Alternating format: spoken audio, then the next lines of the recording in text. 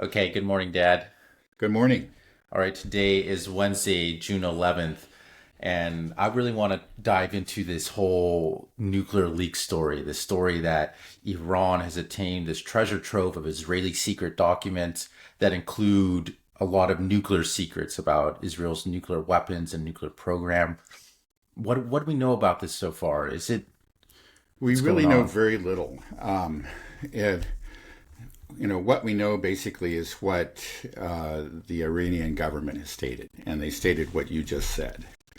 Essentially that they have thousands of documents, maybe hard drives, thumb drives, those kind of things.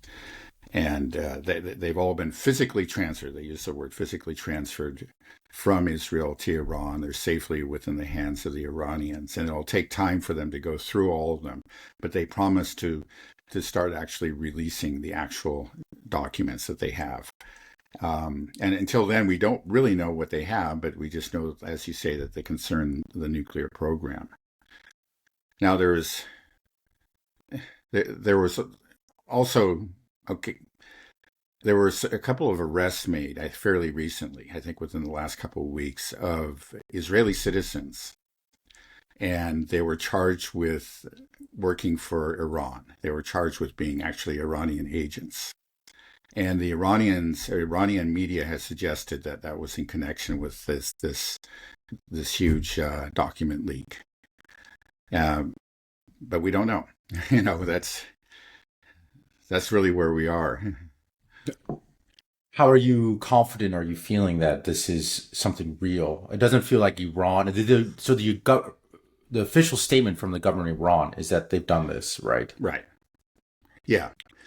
So I think it probably is real. I think it probably is. Now, um, yeah, I think it would be. They wouldn't make such a bold statement without something to back it up. And I expect that we will start seeing those documents over time. Now, it is normal for them to go through. Now, it's interesting that they have announced it because quite often, well, there are explanations. I think we talked about this actually last time. Why would they announce this? It may be that they already know that the Israelis know. For example, if those two citizens that were arrested were indeed involved in the pilfering of these documents, then yes, okay, that it would make sense. Their cover has been blown, okay, and um, or the fact of this theft is known, and so there's no reason to hide it. And now, why would they announce it? I think it's probably in connection with the negotiations that are ongoing. It's they feel that it strengthens their position, and they may use it. It's not clear that they have already. There have been some reports to that effect, but I haven't actually been able to verify them. It reports that the Iranians are going to demand a nuclear-free Middle East. In other words, they will demand that the Israelis dismantle their nuclear program, their nuclear weapons program, and in the interest of fairness. And of course, that would be fair. But I actually haven't been able to confirm again that the Iranian government made that statement. There just have been some, claims to that effect.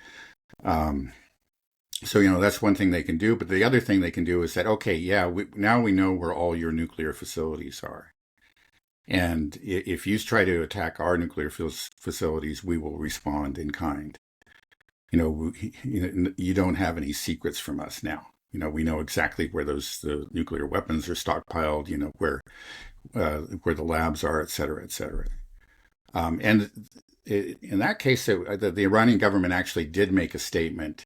They said that yes, they would retaliate against uh, Israel's nuclear facilities if they were subjected to attack on their own nuclear facilities based on the intelligence that they had gathered. Now, that's a little bit ambiguous. It's not quite saying that it's this particular treasure trove, but it certainly implies that it would include this recent trove of documents. Yeah, it appears that this.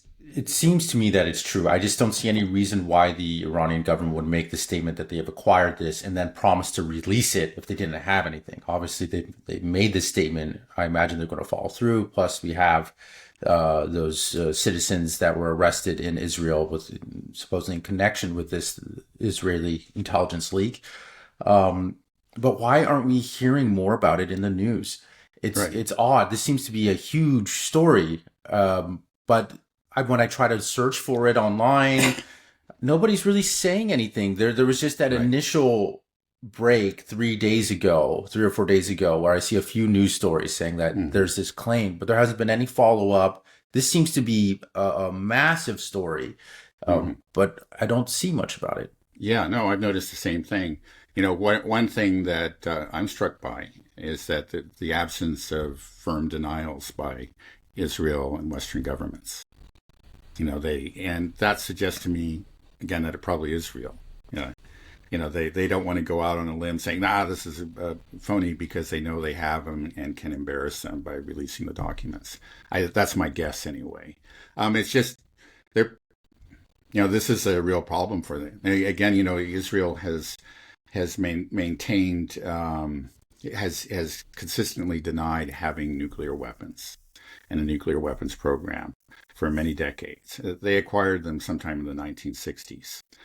So they've had them for a long time, and estimates range from 200 to even up to 500 nuclear weapons in their arsenal. And we know they have them. It's sort of an open secret, but it's not known, and it provides the U.S. and Israel, this deniability. So, like for example, in these negotiations, well, Israel doesn't have a nuclear weapons program. That's the official position of everybody concerned. I don't know what you're talking about, but if these come out, this is going to be an embarrassment, and I don't know what they're maybe just trying to figure out how to respond to this. The best thing is just hope that it goes away or something, you know. Because Well, the more they talk about it, the more attention they draw to it. So it may be, this is a strategy often of uh, of Western governments, of governments anywhere. I think probably it's just when you have an embarrassing problem, it's just not to talk about it, because the more you talk about it, the more light is shed on it. So maybe we'll just talk about other things today and for the next several months. do you think that strategy would work with something this big? Um, Probably not. It may have. Again, there are people, right, that just rely entirely on mainstream media. It's hard to believe in this day and age, but there are a lot of people that still do, and it could work with them. They just might not even be aware of it. Well, this would be more than an embarrassment for Israel and the Right. West, right? This should have serious repercussions for them, right? Could you explain what those would be if that's true?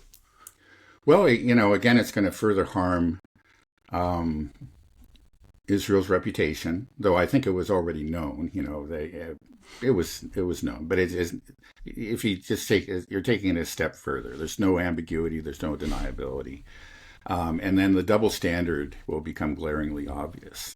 Okay, Iran has to dismantle its civilian nuclear program, but Israel can have at least 200 nuclear weapons, and Israel can make this demand. I mean, it's just uh, it, it'll just be further evidence of kind of one law for Israel and another law for the rest of the world, and the obvious um, yeah, let's say coddling of Israel, or it's much more than that, but the unconditional support that the United States gives to Israel. I mean, it's just further evidence. Um, we have plenty of this evidence already, but it'll have a particular effect, it seems to me, on the negotiations, Right. and it will strengthen the Iranian position. Right. That's what I want to explore a little bit is if Iran makes this demand of saying, okay, well, let's have a nuclear free Middle East, no nuclear weapons at all. We won't have a nuclear weapons program. Well, Israel has to dismantle it because that's clearly a huge problem in the region. And if they have this evidence that shows irrefutably that yes, Israel does have nuclear weapons, here's all the information about their program, then how will the U.S. play that? How will that affect the negotiations? The hypocrisy will just be laid bare for everybody Yeah. when the U.S. doubles down and says, no, of course, Israel can keep its nukes and you got to destroy everything, including your civilian program. The whole world's going to look at that and just like, come on, guys, Yeah. that Right. doesn't work. Yeah. What No. Yeah. I think kangaroo that's court would approve that, Yeah. That's right. Clearly there's been a double standard for a long, long time, but it just makes it even more glaringly obvious. I think there used to be a tendency, even within, let's say, the global majority, to sometimes give the benefit of the doubt to the Western side in the conflict between the West and Iran, or to have doubts anyway about the Iranian position. Professor Morandi has spoken about this. In years past, you would go to places like China, that's broadly sympathetic to Iran, but they say, "Oh, come on, you just make a deal with the U.S. You guys can make compromises, and you're maybe being intransigent." He says he goes there now. This is before the release of the announcement of the leak. But he's been there recently, and now the Chinese are saying, like, why are you even talking to these guys? This is so there has been a shift over time, and this is going to further strengthen the Iranian position and the general kind of understanding and sympathy for Iran. I think there's no question about it. Right. So, what do you think it would mean for negotiations? Like, can the U.S. Part of me is just wondering, why is the U.S. even involved? I mean, I know why, because of Israel, but shouldn't the United States doesn't really have any jurisdiction here, right, to dictate to Iran that it has to? Oh, of course not. Right, but it's just Right. basically you have to do this or we'll bomb you is our position, right? Right. Exactly. Yeah, because they're clearly they are Iran is a signatory to the NPT, the Non-Proliferation Treaty, and they are, under the NPT, they have a right to have a civilian nuclear program, and they can enrich uranium up to whatever level they want. They've enriched it up to 60%, which is more than you need for a civilian program, but they have the right to do that. They're not, violating any law. Now, it must be said that there are rumors that the board of governors of the IAEA, the International Atomic Energy Agency, is going to find Iran in violation with some provision, of an agreement, I guess, between the IAEA and Iran, and say that they're not in full compliance with a monitoring program. That's what the rumors are. And if that happens,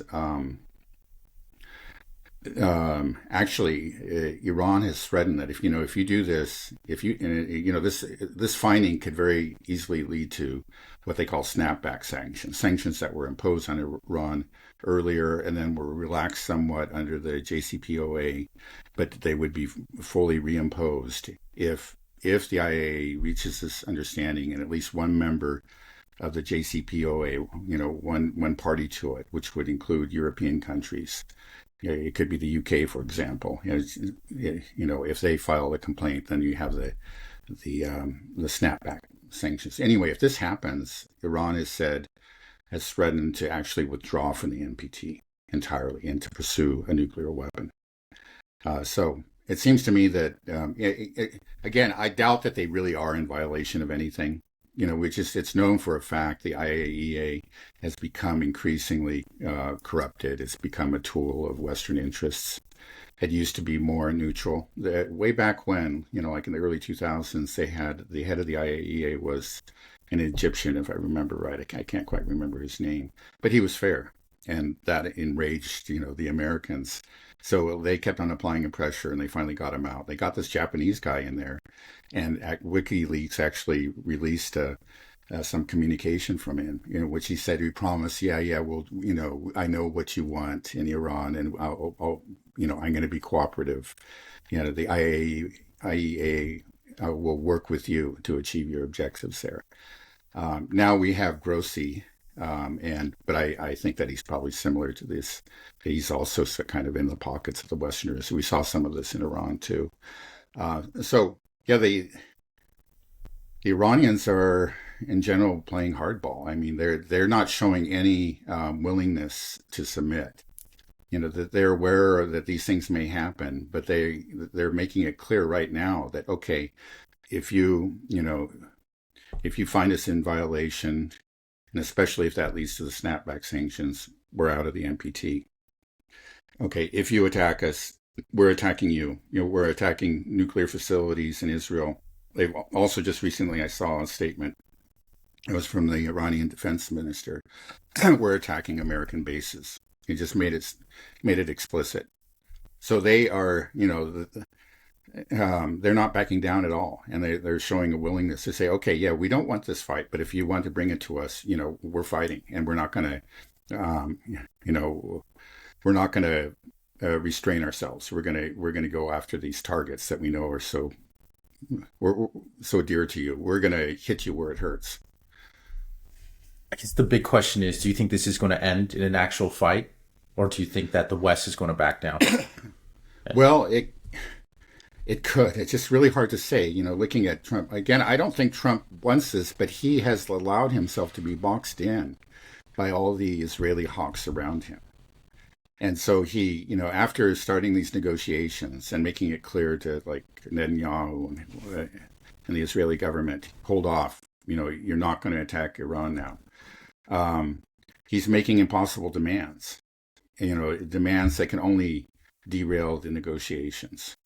So I don't know. Now Trump is capable, we know very well, of backing down. As actually Garland Nixon himself pointed out, it was the unlike the neocons, he does have a reverse gear. And that's actually something, we've seen him do that before with the Houthis and with the tariffs or whatever. He does back down. He does stupid things and then realizes, oh, this isn't going to work. And then he just reverses himself. And then he kind of just, he shrugs off any criticisms of his reversal. It doesn't seem to bother him. And he just has how he is. He's just so super confident that it doesn't. People kind of assume that he's always right, whatever he says, even when he reverses himself.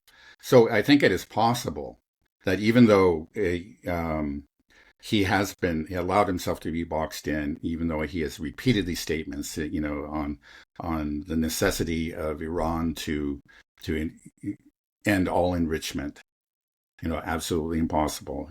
I think he just repeated it again yesterday or the day before. He might still reverse himself. Because I don't think he wants a war. And I'm sure there are people that are telling him that this is going to be really, really bad for you. But at the same time, we just say there's just tremendous pressures to do this. And if in fact the rumors about the Board of Governors of the IEAE, IEAE, I think. No, it is okay, anyway. International Atomic Energy Agency, right? Right. IEAE. Okay, yeah, sorry about that. I shouldn't have gone down that road. But anyway, if those rumors are correct and Iran withdraws from the NPT, there might be just real hysteria. Now, of course, it would be a self-inflicted wound because it's pressure from the United States that's making this happen. It didn't have to happen. But, Iran is not playing this game. They're not submitting. And they just might withdraw and say, okay, we'll just essentially call your bluff. If you want to do this, you want to play this game, okay, we're out of here. We're not, because you're fixing the rules against us. I think that's clearly, and we've had enough of it. We've gone along with it. But it seems like that their patience is worn thin, and they're going to,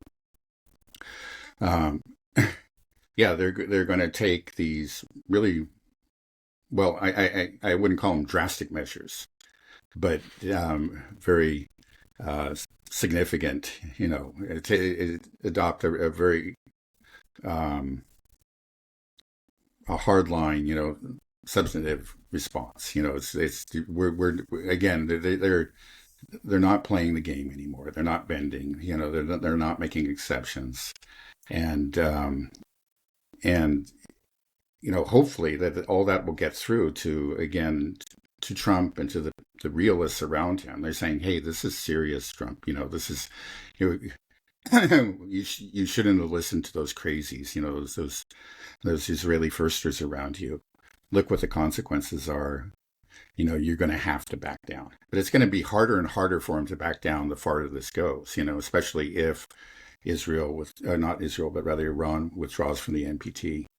You can see the hysteria. So there is a real risk. I don't know. I don't want to bet on this at all. It could go either way. Do you think the nuclear leak that should be with coming shortly. Will that help Trump engage his reverse gear if we have all this incriminating evidence against Israel? Well, okay, I think we know that already. So this is not going to be new evidence to us. I'm sure we knew where their nuclear facilities are. We've known for decades that they have a nuclear arsenal. um, but the knowledge that Iran knows where these facilities are strengthens the position, because you just think about it. Already the realists in places like the Pentagon have been telling the president, and they've told past presidents, hey, if you attack Iran, they can hurt us. They can strike these places. Now, okay, the awareness again of this additional intelligence that the Iranians have is only going to make their voice louder, and I think their case more persuasive.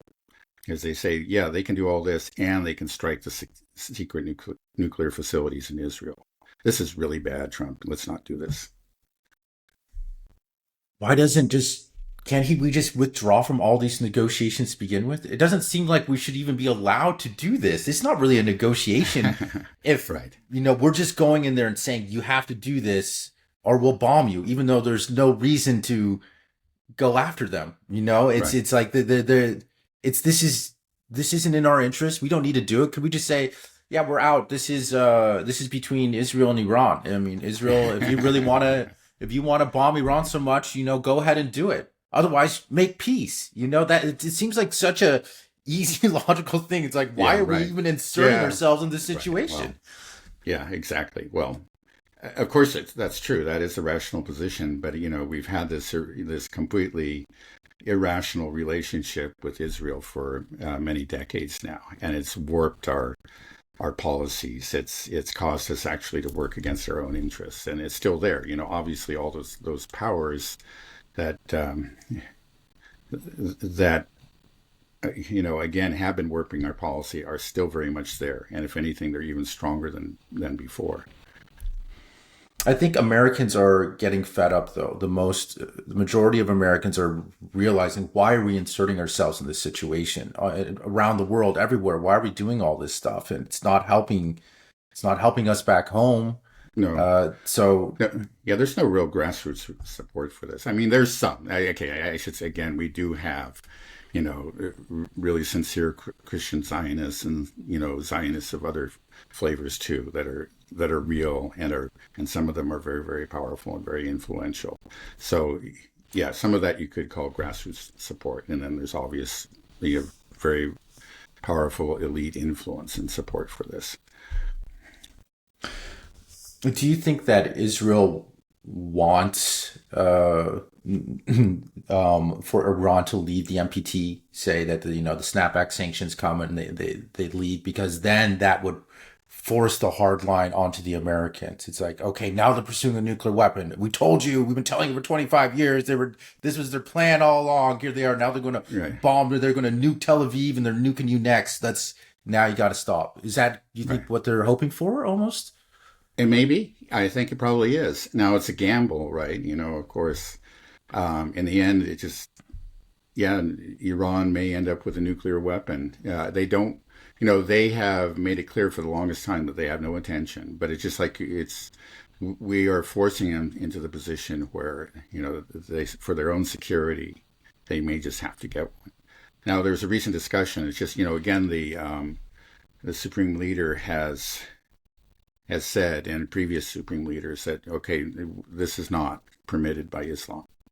But he may actually make an exception for something like a tactical nuclear weapon, which would be used, for example, to take out an entire airbase. Not to take out a city, but to take out an airbase, a purely military target. So it may be that's what Iran will go for. And just the knowledge that they have those, it's just like, look what's happened to North Korea. North Korea was being threatened and threatened, and actually they were willing to deal, but it was a very similar process. We kept on upping the ante and imposing impossible conditions. They were willing to make a deal to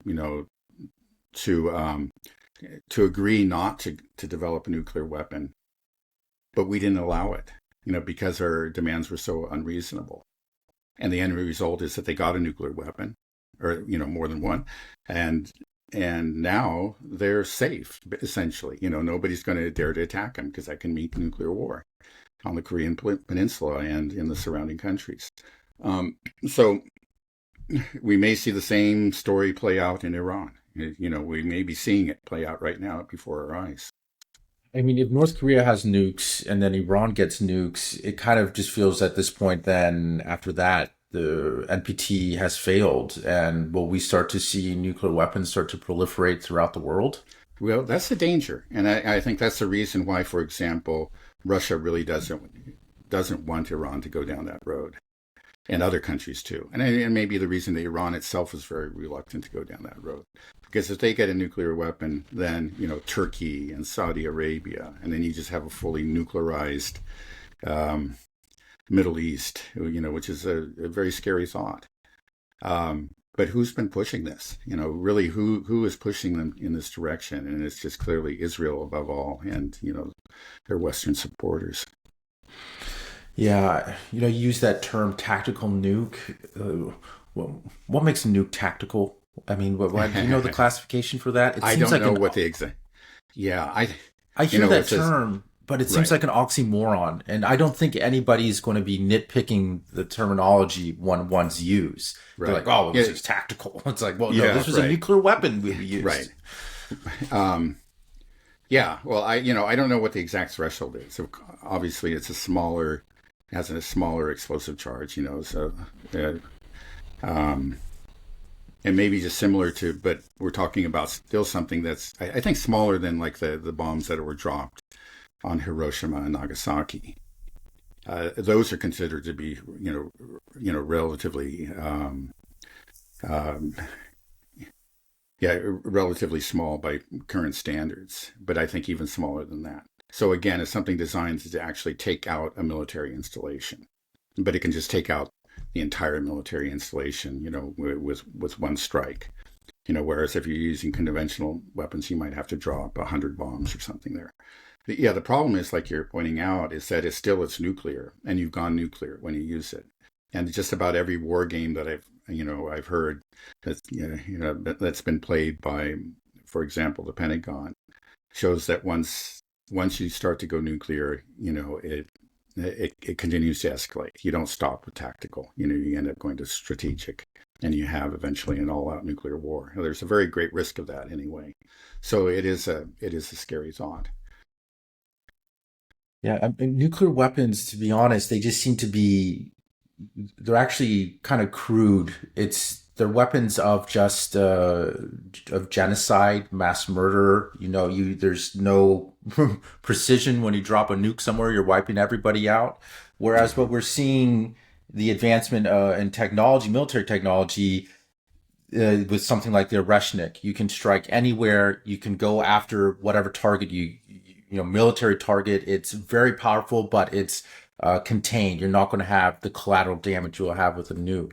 So I would like to think that as we progress, there would be a general acknowledgement amongst the world that there is no point in using nuclear weapons because you can hit targets you want precisely, more surgically, Mm-hmm. that you don't need a nuclear weapon. The only reason to have a nuclear weapon is to completely destroy a civilization, completely wipe out a city. Like there's no justification for this type of weapon now.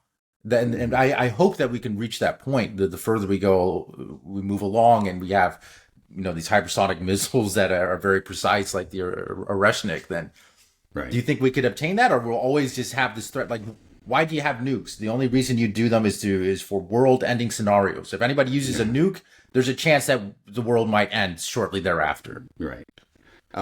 Yeah, I mean, in theory, you can, again, with tactical nuclear weapons, you can limit it to military installations and keep collateral damage to a minimum, But but again, yeah, once you start it, you have gone nuclear, and there's a very grave risk that it will continue to escalate.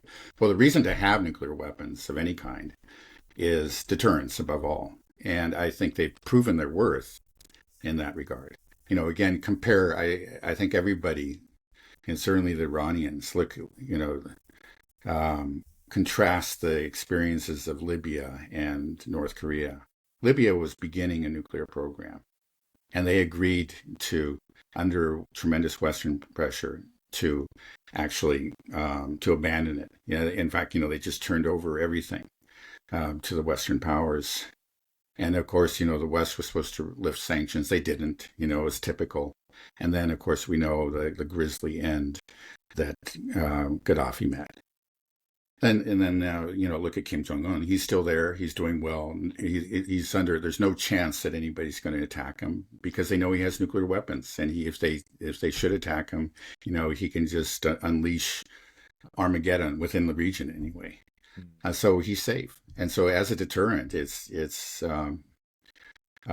has a lot to be said for it. And I think that's the way Iranians are looking at it. Now, I shouldn't say that it's, if they withdraw from the NPT, I don't know that it's clear they're going to thereafter announce that they're going to go for a nuclear weapon. But that, is sort of the logical next step. And that's going to be the fear, if they do indeed withdraw from the NPT. But they've also suggested, at least too, that if their nuclear facilities are attacked, that they, may very well head in this direction. We're on a knife's edge here. We'll see. They just, again, the logic is just say, okay, these people are crazy. They're trying to destroy us. They've been trying to destroy us for a long time. Now they've actually gone too far. They launched this major attack on us. The only way to keep ourselves safe, we didn't want to do it. But the only way to keep ourselves safe is to acquire nuclear weapons. We see what happened to North Korea. They're safe now. We got to join that club. That's very, it's a real possibility. Let's just put it that way. A very, very real possibility. Right.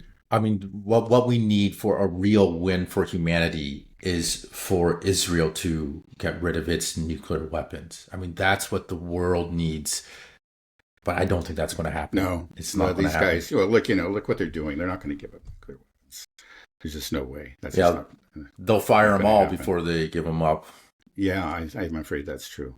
Again, if I was going to bet, on where nuclear weapons are going to be used first, sometime in the future, it's going to be in the Middle East and by the Israelis. I hope that doesn't happen, but if if nuclear weapons are used somewhere, I think that's most likely it's going to happen, just because of the nature of the current leadership in Israel. It feels like all roads are leading to that. I just don't see any way that doesn't happen now at this point. I don't see how, Israel's situation is just going to get worse and worse. What they've done is unforgivable in the eyes of the world. More and more evidence is building up against them, in public opinion. And then we have these nuclear leaks as well. Iran is becoming more powerful. China is becoming more powerful. The West is becoming weaker. This is the inevitable conclusion, unless there's some huge reversal in Israeli society. But from those polls that we saw coming out of Penn State, 82% are on favor of ethnic cleansing. It's not going to turn around, I don't believe. So that's what we're looking at. Yeah, no, you're right. I mean, the long-term trends are against Israel. I think eventually they are going to lose, even on the military front. They're going to push things so far that, they just have, there's going to be the inevitable reaction, pushback, and we'll discover. We've gone down this road. Anyway, in the end, Israel is facing, its own demise, and I don't think it's going to go quietly in the night. It has those nuclear weapons. There are enough people in there. It's clear that have this thinking that if we're going down, the whole world's going down. It's just it doesn't matter. They've already shown that they regard the lives of other peoples very cheaply. There's nothing that's going to prevent them from using nuclear weapons. Oh my goodness, that's so. It's so wild. It's so scary. It's going to happen. I feel like it's going to happen. It's just a matter of when. That's nuts.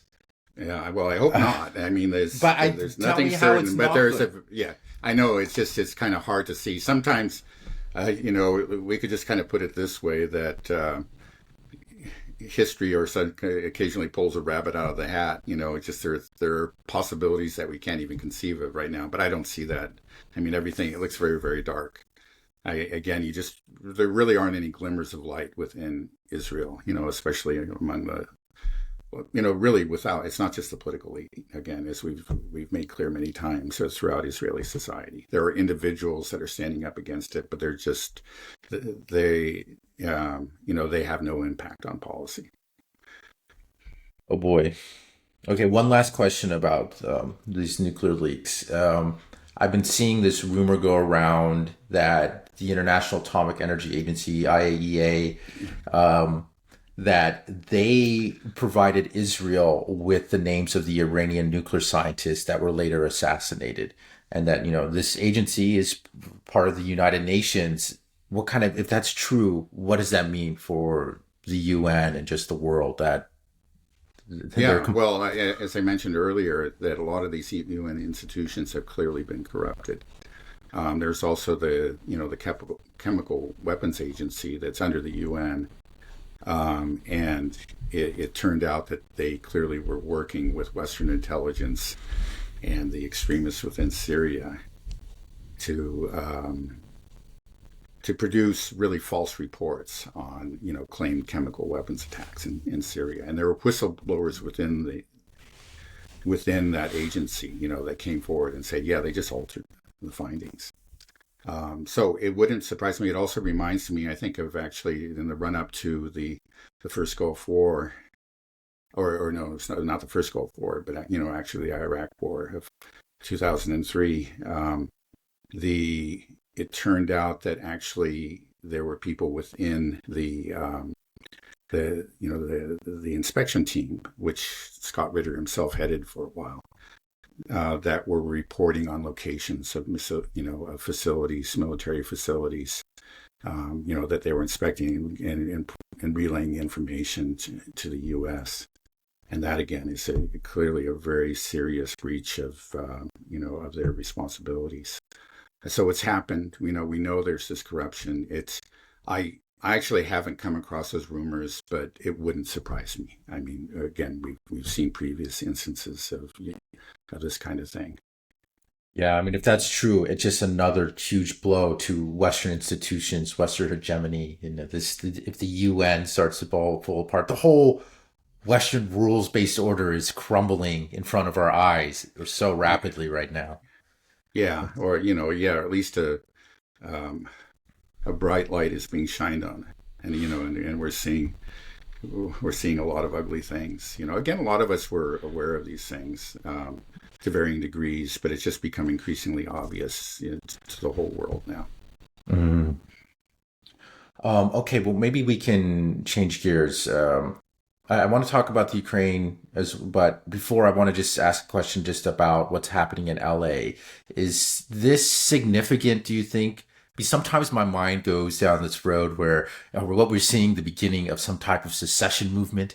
Like, could this blow into something larger that because what's maybe a little bit different about this and George Floyd riots were that this is the federal government coming down and people fighting it, and you have people that just hate Trump so much, including people like Gavin Newsom, that will they be pushing back against the federal government, and then that begins to expand into Yeah. you Well, know it's not impossible. It's these kind of. It seems like when you go back and you look at how revolutions began or secessions, it's always some sort of incident that nobody foresaw, and that it's just spun out of control.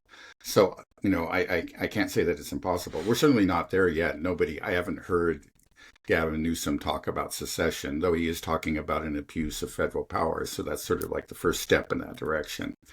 Um, yeah, no, it's certainly significant, and these protests and riots, because a lot of them are obviously riots, Mhm. yeah, are spreading. And I think on Saturday there's supposed to be something. There's supposed to be protests countrywide, in hundreds of locations across the country. And yeah, we'll see. There's obviously a lot of passions have been unleashed on both sides of this. People have strong feelings, and it could really spin out of control. So far, what um, where the National Guard was sent, and now what the Marines are being sent, and to aid the LA police, and they still haven't really taken control of the situation.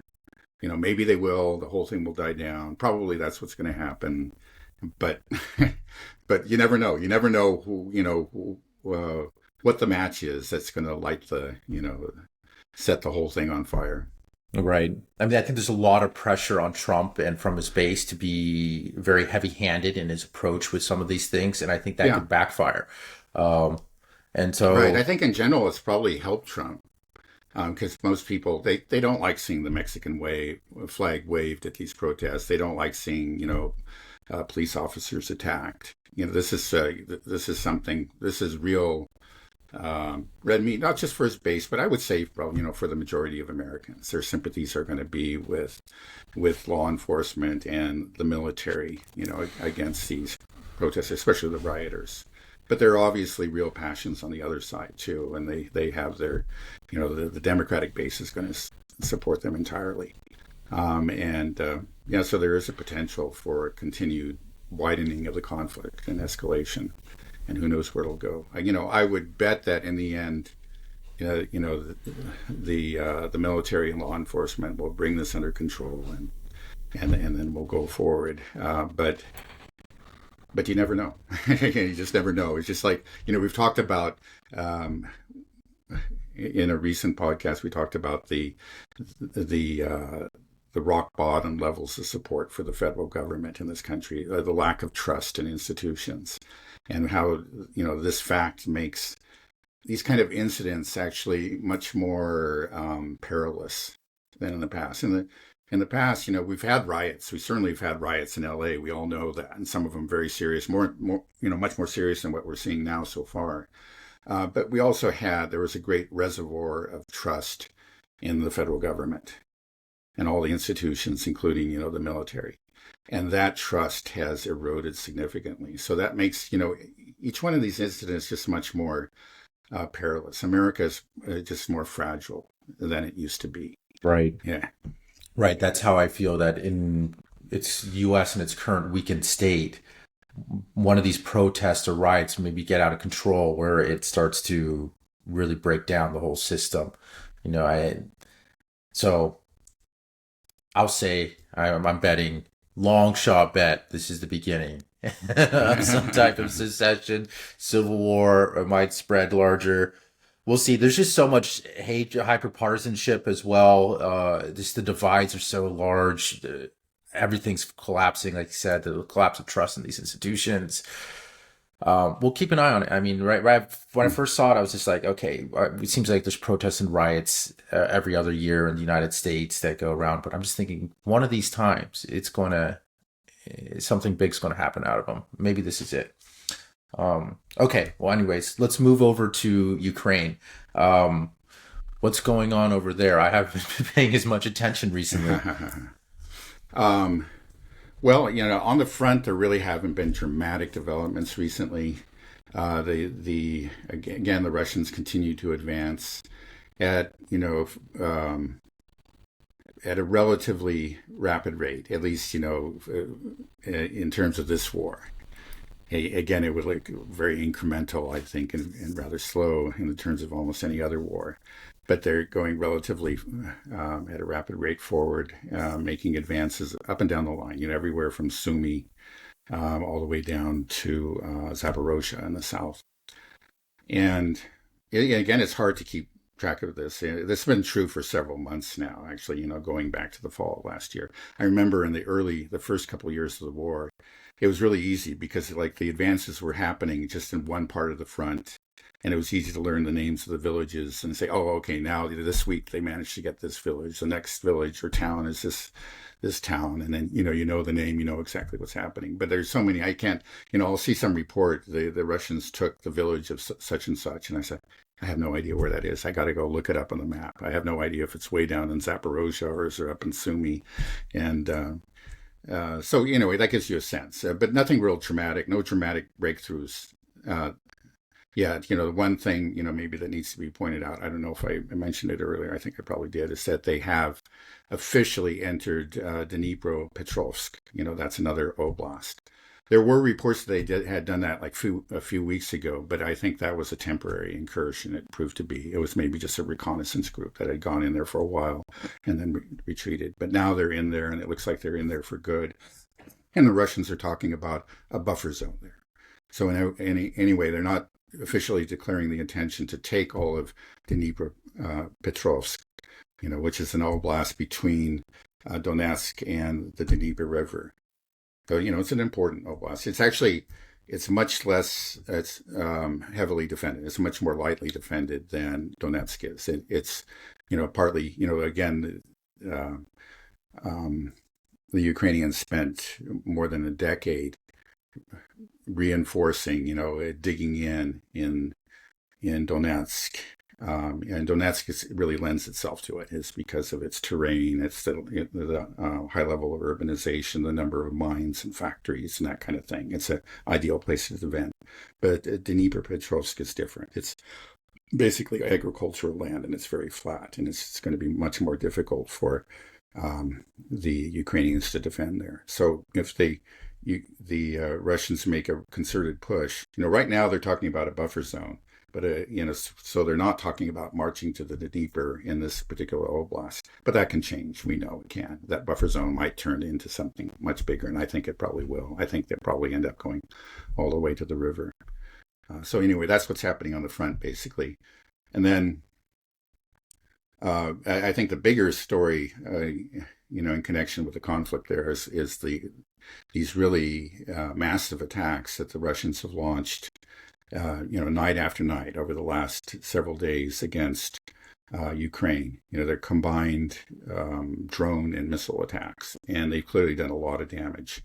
The Ukrainians always claim that they knocked down 99% of them, or they often make these ridiculous claims. But then you get, even from Ukrainians themselves, you get this footage, and you see the missiles coming down one after another, the drones, and clearly without any sort of air defense. Recently there was an attack on Kiev that set a good part of Kiev on fire. There's huge black clouds and the flames. The fire was very large and spread and went on for hours and hours. Starting in the night and into the following day. Now the Russians have actually. It's funny how nobody talks about this, but the Ministry of Defense has said, at least on two occasions, that they have labeled at least two of these attacks as retaliatory.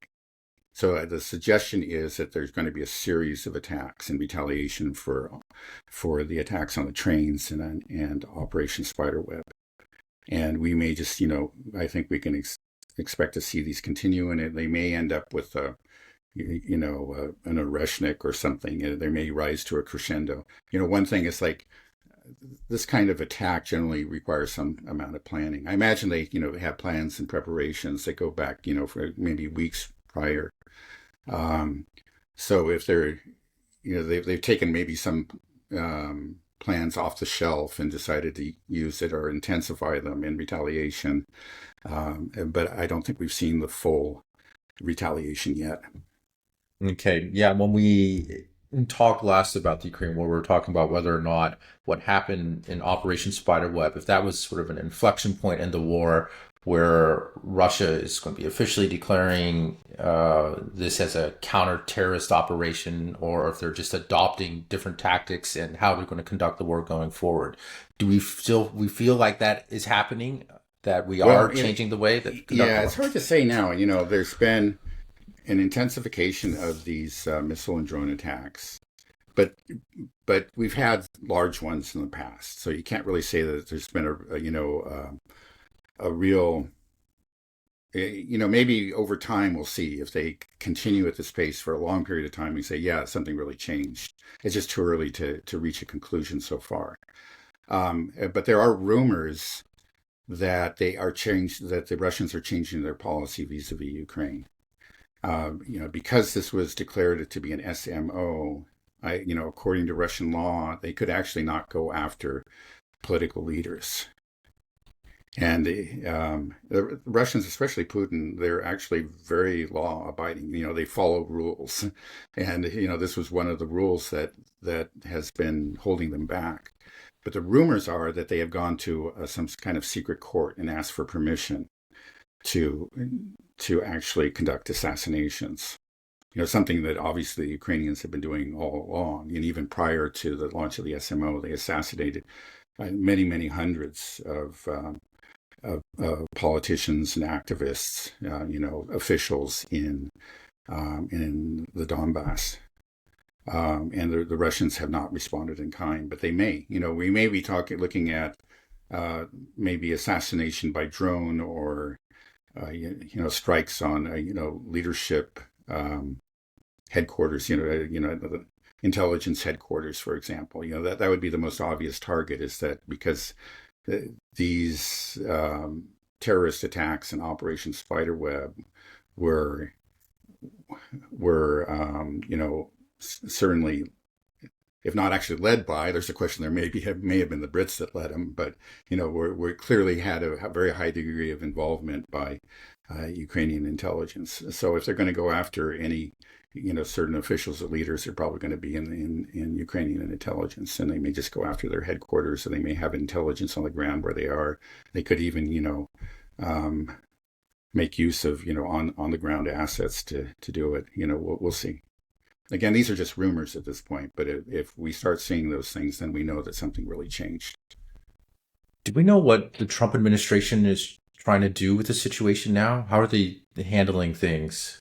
Well, it's kind of interesting that it seemed like the Americans responded with a certain amount of displeasure, or maybe the better word is anxiety over Operation Spiderweb. We got those statements from Trump and from Kellogg, and there was another example is that there were anonymous officials that contradicted the Ukrainian claims about destroying 41 planes. They said 10 planes, which may be true. A lot of people are saying, I know it's 3, I know it's 10, I know it's 12, but who knows really? We don't know. But these American officials told Reuters that it was 10 planes. And again, that's in clear contradiction. In the past, there's generally been full-throated support for what the Ukrainians do. And this time you're seeing something different. You remember Trump in his Truth Social post said, or about the conversation he had with Putin, and says that Putin's going to just have to go ahead and respond to it. And he seemed to shrug his shoulders and say, well, that's what he's got to do. There weren't any warnings against that. It's just like they seem to have, there seems to be an awareness at the highest levels that the Ukrainians, and probably with the British participation, went way too far. They didn't like this. This was it seems like the one thing, again, you can say for Trump and his administration is that though they have continued to support Ukraine, they are respecting certain red lines. They continue to, so far, they have maintained the restrictions on missiles into pre-2014 territory. And it looks like, again, another red line was clearly an attack on strategic bombers and part of Russia's nuclear triad. And but then on the other side is that we're getting direct statements and some very forceful statements from the Russians, pointing not the finger not at the U.S. but at the Brits, saying they were involved. And it's like Lavrov came out and came down on the Brits like a ton of bricks. Brits. Okay, well, anyway. Like a ton of Brits. I like it. Anyway, this is interesting. So. Again, it's hard to believe that the Americans didn't know about it, but they may not have taken part of it in it. And it appears that the Brits did, and to some degree.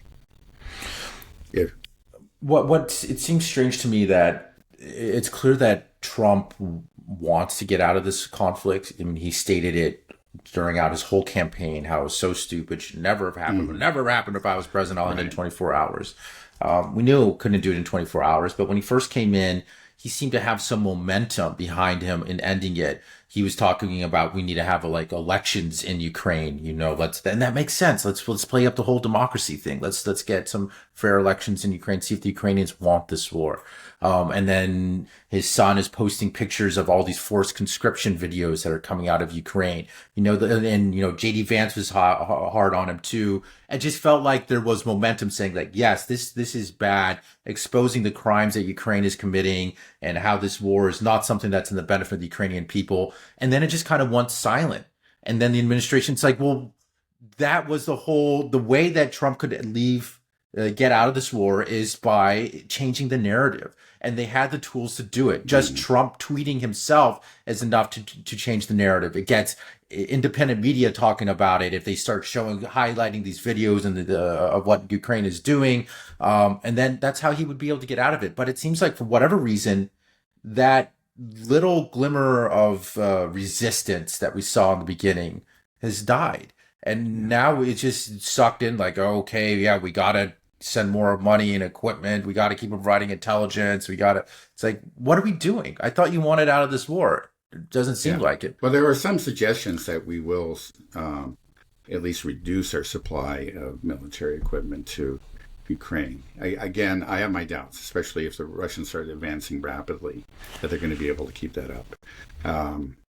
But there have been threats still that that the pipeline is, if the flow is not actually going to be cut off, that it's going to be reduced. The problem I think all along is, well, really twofold. Is first that there are a lot of people in his administration that are for a continuation of the war in Ukraine, and really do want to damage Russia. We still have Russia hawks in the bureaucracy and in his own administration, and they didn't go away. They haven't stopped making their case, and Trump never really shut them up. So there was always, the messaging was never that clear. You did get these statements from Trump and from Vance, for example, that went against the narrative. And I think you have to say that they've at least made some dents in the narrative. But then there were people, others like Kellogg, and Rubio is sort of an example of somebody that's actually done both. Sometimes he just sounds like the typical neocon, and maybe that's what he really is. But then remember his admission that this is a proxy war, and the fact is that the unipolar moment is over. There isn't a clear message. It's been really murky, and so there was never any disciplined messaging, and now there's just sort of a drift. I think Trump has reached this point where he doesn't know what to do. He thought it was going to be easy. I think he had a very naive understanding, and of the situation. He didn't realize how close to impossible it was to negotiate a settlement at this point. And so he hasn't really prepared himself and his people, for a full withdrawal. And I don't think he's going to be able to do it. I think that's really just the case. Yeah, it just feels like something kind of happened because in that first month of Trump coming to office was kind of exciting. We had the USAID, Marco Rubio talking about multipolarity. It just felt like there was a recognition of the realities, but it only lasted for maybe a month. And then, I feel like Marco Rubio has gone back to being a neocon. Pete Hegseth is trying to start war with China. Trump doesn't seem to be is not able to change the narrative at all with Ukraine. He starts saying that Putin is playing with fire. It just felt like something fundamentally changed. We had the ceasefire in Gaza in the beginning, and then everything was just, right. It was like initial, like, whoa, what's happening? And then, oh goodness. Yeah. Right. I think, again, it's a combination of incompetence and bureaucratic resistance. I mean, just saying the permanent bureaucracy, which we can also call the deep state, it was always going to fight back, and they have a lot of resources. They have a lot of levers. It was never going to be an easy fight. And I think Trump and his people took them by surprise. They came out of the gates really fast, and landed some real punches in the first month or two. But they didn't have a real coherent strategy. They have and there's just a lot of just plain incompetence, like in the case of negotiations. So, the just relying on this real estate mogul, Witkoff. So he's clearly a smart man, but still he has zero negotiation experience and almost no knowledge of the history of these regions and the languages and the culture. Um, But he's better than Anthony Blinken. Is the yeah, sad well, see, thing. yeah, well, this is the thing. It's something that actually it was Ambassador Chas Freeman was talking about is that you really do need expertise. And this is the bind that Trump and his people find themselves in, is that you can't just I'm sorry, you can't just rely on the Witkoffs of the world. It's just yeah, they may be better, but they lack the competence to make good on your intentions. They can occasionally make breakthroughs and whatever, but it's hard to affect permanent change. Especially just with one man. You have to have teams. You have to have departments staffed with experts that are in support of your policy. And if these departments are opposed to you, in the long run, you're going to fail. So what do you do? Well, one thing, it seems like he's tried to just bypass them, going to Witkoff, but then also just firing a lot of experts and replacing them with people that are just loyal to him. Unfortunately, again, according to Ambassador Freeman, who has a lot of connections with the State Department, where he served for many, many decades, he said that these replacements are often just incompetent. They don't really know what they're doing. So, you're in a kind of a tough place. He felt like, actually, if Trump had gone about it differently, declared, hey, there's a new policy. If you're just ideologically opposed to my policy and do whatever you can to sabotage, you're out of here. But the rest of you, maybe you were on board with the previous policy, but if you show that you can, join my team and work towards this new policy, hey, we can work together. And he felt like that they could have succeeded with the latter strategy. That um, that that actually the new policy, if he had stated it, is reasonable, and many people could be persuaded. Probably had their doubts about what Tony Blinken was doing. They worked with him and whatever, but not everybody was an ideological zealot like Tony Blinken. And if you came in and said, we are changing our policy, we're heading this way, you would get enough of a lot of these experts actually could be persuaded to start working towards the new policy. But that he says that's not what happened. Instead, we have, just sort of a cleaning house. You get rid of the experts, and then you put in people that are loyal to you, but people that, again, are just simply incompetent. And so that you can't achieve these kind of your objectives with incompetent people. Now, again, he's in a tough position. He's between a rock and a hard place. That's, that's that's the problem with populism sometimes. It's just that, you get, okay, the people want to change, but the president gets elected and he doesn't have the foot soldiers to effect his change. That was always going to be a problem. Now, I think he can, a very smart, competent president can affect the change over time, but it's, you have to have a kind of a really detailed knowledge of the departments and learn how to work with them. Some people have got to go, other people can be persuaded, whatever.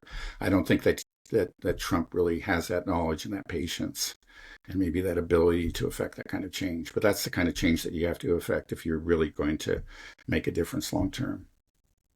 Yeah, it just seems there's just a fundamental problem with our political system, that it is staffed with either incompetence and nepotism, like you're saying, in this the case with Trump, or the people that are in there, the experts are all lobby owned. It's people fail upwards in our system, and I think the epitome of this is Donald Trump versus Joe Biden, as an example of this is the best that our country can produce. So it just feels like the system is just fundamentally flawed. I don't think the agencies that we have are so big, our bureaucracy is so large that I feel like it's impossible to get the right people in it now, because they are all kind of lobby owned, corrupted. How did they get in these positions? How they move up? So Yeah, I we don't had know. a well, we Well, had a viewer say, ask just if we think that the United States is a failed state or becoming a failed state, and maybe in that sense, the mhm, fact that our political system is unable to produce competence is mhm. kind of a definition of a state that is failed or failing. Yeah, I would say failing because we're still a very prosperous country. You know, we're still powerful. We may not be number one anymore, but it's I would say failing. But there's signs of failure at the top, and yeah, certainly the kind of people that we've elected in the last few terms is a very strong indication of that. Again, we had somebody that clearly, and now the Democrats themselves are admitting it, was mentally incompetent, and they were trying to put him in a position of power. They were controlling him. That's a huge That's so story. crazy. Yeah, no, it's really true too. I mean, again, this isn't just some sort of right wing conspiracy theory, but Mhm. this is something the Democrats themselves are admitting to. Um, and then we have Donald Trump, who, again, he's a showman, but a man with, I think, healthy instincts that said a lot of things that people wanted to hear.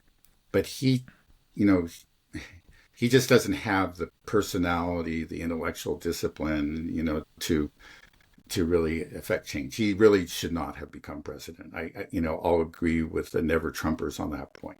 I disagree on the policy. His policy orientations are, in general, an improvement, and a much needed improvement over the previous establishment.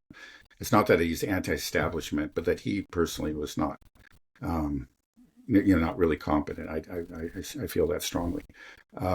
Yeah, but these are the people that we ended up with. This is what our system produces, and it's not just us. Again, you look throughout the Western world, and we're producing these people that are the people that are rising to the top are there's you would want to have the best of the best, and it just can't be true. These are incompetent, but they're worse than incompetent. Again, they are people that are just servants of kind of the worst tendencies, and the servants of the of lobbies, and for interests, for, like, it seems like any interest except for the interest of their people. That's what we're getting.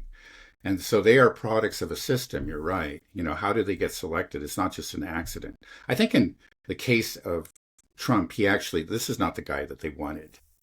But I think you could say that, like, the election of Trump still proves the point, though he is an exception to the rule. It's an exception that proves the rule, meaning that, okay, he didn't come through the system. He's not really their first choice. In the end, they made peace with him, especially on the Republican side, because they figured, I think, that they could control him. And it's a little bit more than that, but let's not complicate it. But he had to go. He's somebody that made it an end run around the system. So you don't have the normal vetting process. A healthy political system will have a kind of a vetting process. For the parties are looking for people that have proved their competence, right? Starting in local governments and going on up. And they say, okay, yeah, we've all seen him. This guy, he knows how to do the job, and we can present him, to our people, to the electorate, and if they approve him, he can become our president. Now, with Trump, that's not what happened. And so, I think in a real healthy system, they say, "Hey, I like this guy or whatever, but let's keep him, hosting the reality show or something. Maybe we can have him make stumpy speeches or whatever. He's good at that, but this is not somebody who can actually run a government. You need actually a system to actually to weed out, and then the people can approve or disapprove. Now we have, see, in general, you get these products, these people that are just empty suits. And Biden was the worst of all because he was almost not there. But it seems like that's almost what they prefer, because those people are just total tools. They will do whatever you want them to do. That's the kind of people that are just simply tools of the system, of this corrupt system that does not represent the interests of the people. And that's, again, what we have throughout the Western world.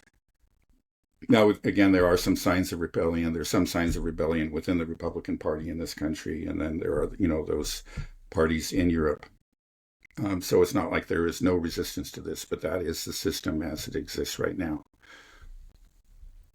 Yeah, the system's just broken. It needs to collapse. I don't think there's any chance of reform. Yeah, that's my sense of the situation as well.